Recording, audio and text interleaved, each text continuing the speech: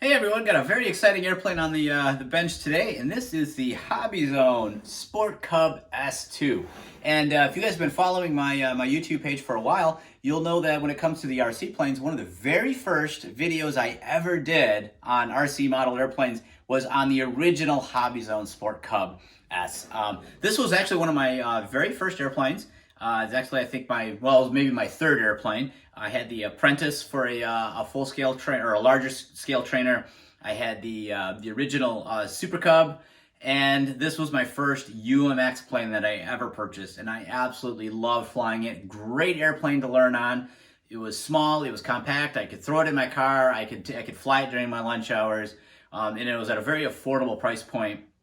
So a fantastic trainer airplane. The one we have on the table today, this is the new S2 model, which actually includes some really exciting features such as telemetry that will allow the aircraft to talk to the transmitter in terms of displaying battery voltage in the sense of having some LED lights that will illuminate based on the battery voltage of the aircraft. So if you're flying along, you'll know if you're either green, you're good to go to keep flying; yellow, you should consider landing; red, you need to get down immediately. The battery is running very low. So that's a really cool feature if you're starting off as a new pilot and you really don't understand how long the airplane should be in the air, or you don't have a timer on your transmitter. That little system is a great way to know when it is time for you to come in for a landing with these small airplanes in terms of how much flight time they have. So let's go ahead and get this thing out of the box here.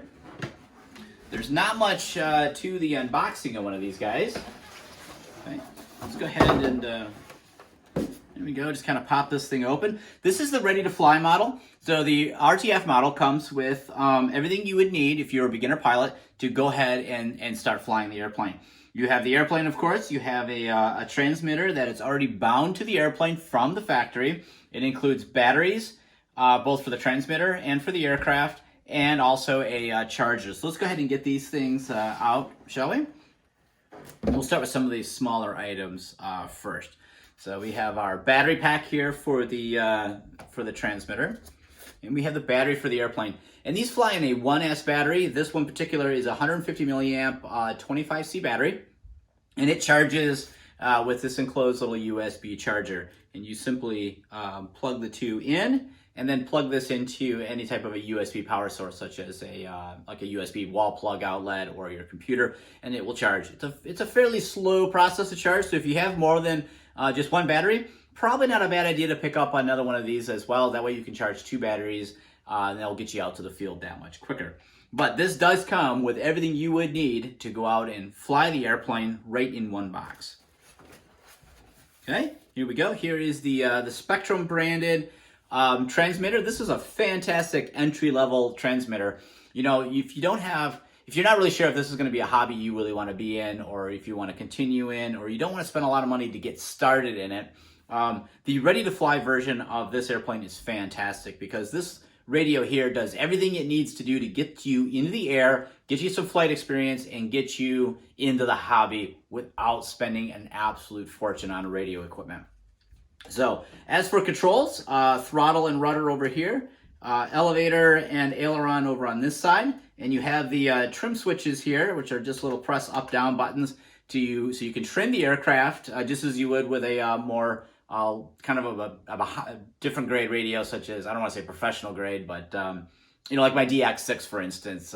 You don't have to get into a computerized radio to have trim features. This is a great way to get you used to trimming an airplane out with a transmitter. Right here in the center is the LED status light. This is what the telemetry of the aircraft will communicate with, and it will display a green light if your battery is good to go.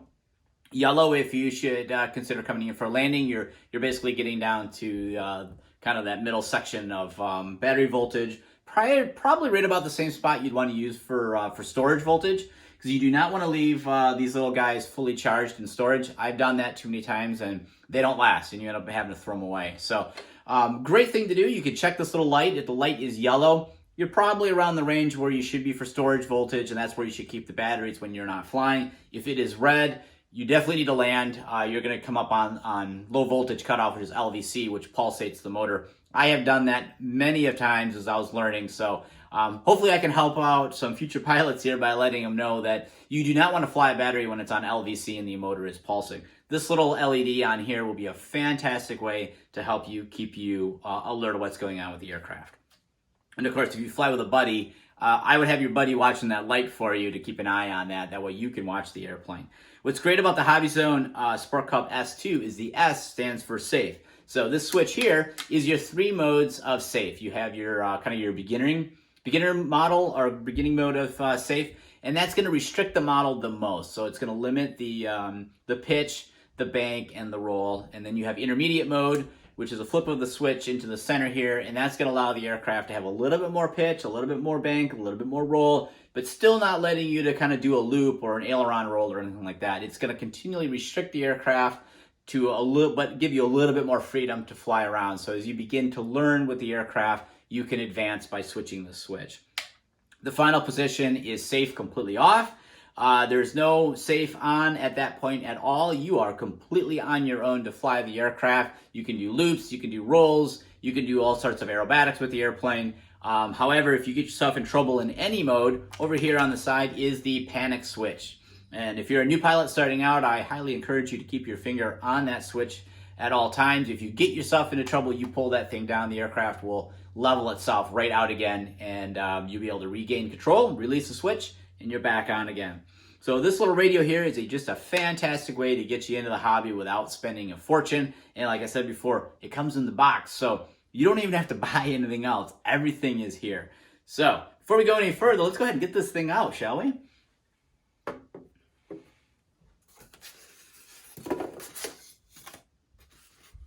All right, there we go. Let's move the box out of the way here. And when you're not flying the airplane, you really should keep the airplane probably in this box. It works as a fantastic way to protect the airplane, keep it safe from damage. You don't want anything falling on it. You don't want your pets climbing on top of it or biting into it. I think we've all had problems with that. If we've been in this hobby long enough, things can happen to an airplane. So just keep it in the box. It's a fantastic way to protect your airplane. And also, if you're going to go flying, just grab the box, and it's got a nice carrying handle on it. So carry this out to the field. It's going to keep your airplane and everything in here just fine. All right, well, here we go. Here is the little HobbyZone UMX Sport Cub S2. Looks very much like the original Sport Cub S.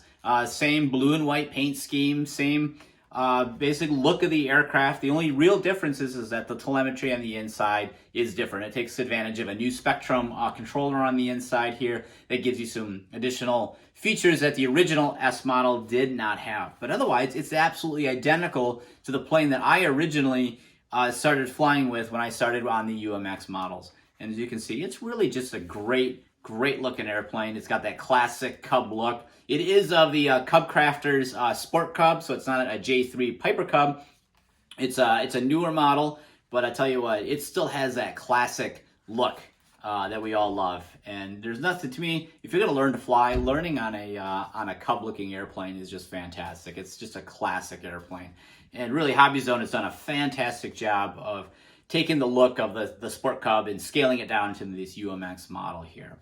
This does have AS3X on it, so that's one of the features that it really shines when you have a small airplane like this. If you get into any type of wind and the airplane starts bouncing around, AS3X will try to dampen that out. AS3X is not training wheels, it's not a training aid, and you are flying the airplane in AS3X. It's like shock absorbers for the airplane. It's just smoothing things out.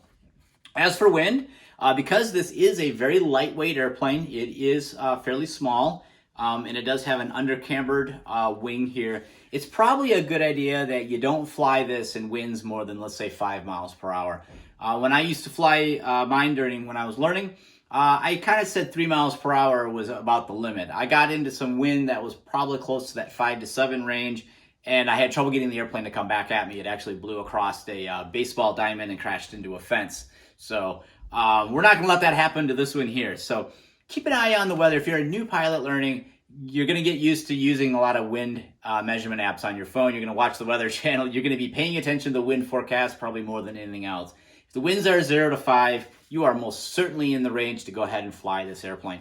If you can fly indoors, then you don't have to worry about wind. But if you're going to be flying outdoors, you're going to be watching the weather forecast, and if the winds are 0 to 5, you are definitely in the zone to fly this. The Sport Cub S2 is a fantastic trainer airplane. In fact, it's one of the best selling trainers that Horizon Hobby offers. If you're an experienced pilot or an intermediate pilot, this can also be just a fantastic airplane to fly around your backyard. I love these UMX planes, especially on a summer night. The wind goes down to dead calm. You can fly one of these kind of just at dusk or that golden hour when it's just a fantastic way to fly. It's a nice, relaxing way. If you're a beginner pilot, this has got safe, it's got AS3X, it's got everything you need to be successful as a pilot.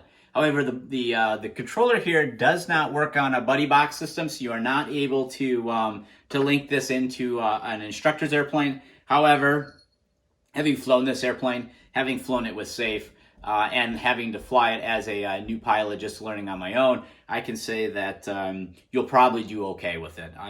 If you have any experience at all or have an understanding on flying or at least using a 4-channel radio, I think you'll be set.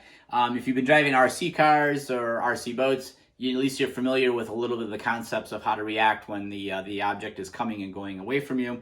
You can probably be really successful in this. I've seen a lot of kids fly planes like this without any trouble at all. So you definitely can do it. Do not be afraid. Don't be intimidated by it. If you have Real Flight 9.5, the latest update on that, you can actually fly this airplane in Real Flight 9.5 before you even get out into the field. So another great way that you can get into the hobby at a reasonable price and really enjoy. You can practice flying the airplane in the simulator on windy days, and on calm days you can get out and fly this thing. So if you guys got any questions at all on the HobbyZone Sport Cub S2 here, the new version of the Sport Cub S from Horizon Hobby, by all means, leave your comments below. I have lots of flights on the original. I plan to get some more flights on this one here. I can't wait to get this one in the air, but leave your comments below. I'll be more than happy to help out. I do have quite a bit of experience with this aircraft and always happy to help a new pilot out. So that's about it. That wraps up the unboxing, and there's no assembly video. Everything is out here. So I'm going to go ahead and put some batteries in this thing and fire it up for the first time and make sure everything works.